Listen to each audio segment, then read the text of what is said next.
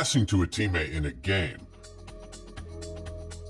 Ideally, you should think about and choose which foot you're going to pass to. For example, in this situation, if you were to pass to your teammate's right foot, then you'd be giving the defender a better chance to steal the ball, since the defender is pressuring from that side. But if you pass the ball to their left foot, then the ball will be further away from the defender, and your teammate will be able to turn.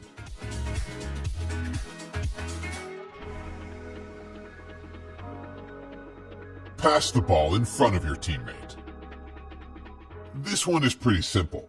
When you're on the attack and your teammate has space, in general, you should pass the ball in front of them. For example, in this situation, if you pass the ball to where your teammate is now, the ball will end up being behind them and ruin the play. But if you pass the ball slightly in front of them, you can keep the attack moving forward.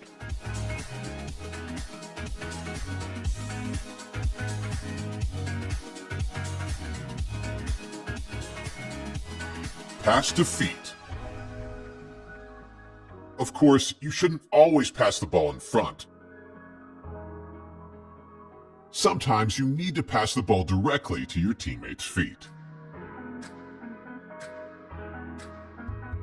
For example, here, if you pass the ball in front of your teammate, the defender could potentially get a foot on it. But if you pass the ball directly to your teammate's foot, they can touch it past the defender.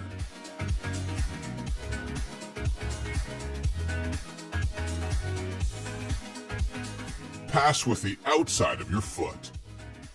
It's important to learn to pass with the outside of your foot as well, because sometimes the situation demands it. For example, in this situation, the ball has to be played now, before your teammate runs offside. So there's no time to switch the ball to your other foot.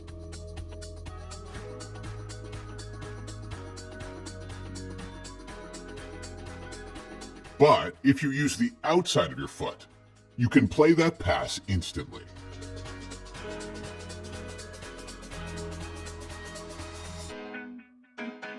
Pass over defender's foot.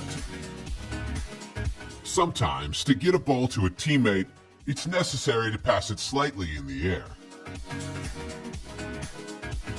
For example, in this situation, to pass to your teammate, it has to go very close to the defender, close enough that they could get the ball if it's on the ground.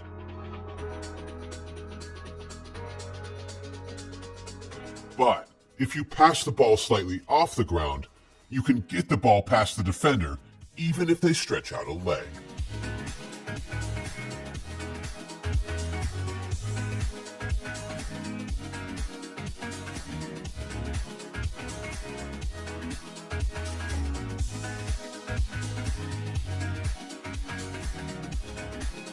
Know where to pass ahead of time.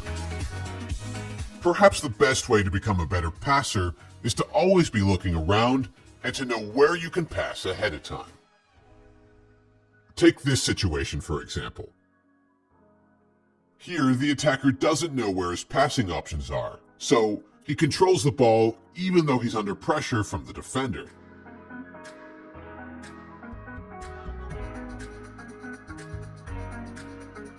But if he knew where his teammate was, he could easily play a simple pass instead.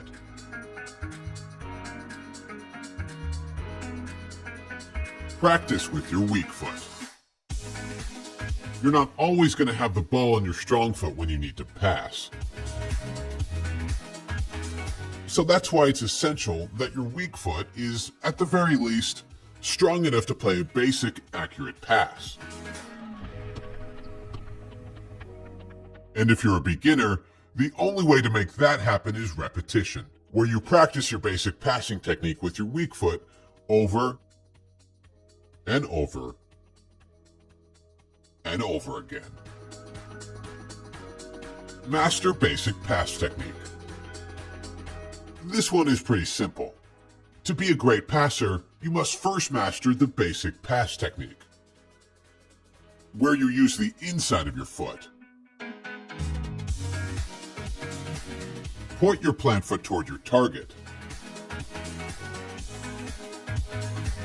and strike straight through the center of the ball. And how do you master it? Once again, you practice over and over and over again.